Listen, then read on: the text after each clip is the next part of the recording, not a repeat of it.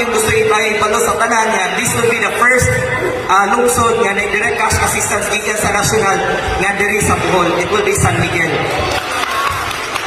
Services nato nga gikan nakuha na sa national, direct po na ito ihatag sa inyo ha.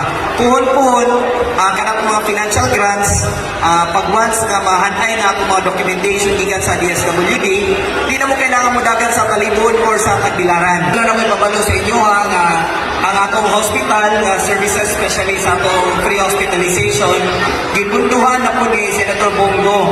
So pundado na po na for another year. So meaning atong free hospitalization magpadayon.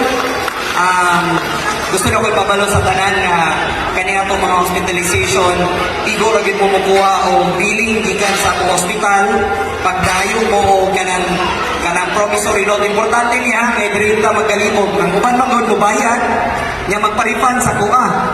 Very difficult na nga proseso niya. Isod kita siya kayo. So ako ingon sa inyo ha, mangayo na mong promissory note, nalunin niyo yung bill sa hospital, mangayo mo indigency gikan ni Kapitan at tumo sa mayor's office. Ako na rin bahala na.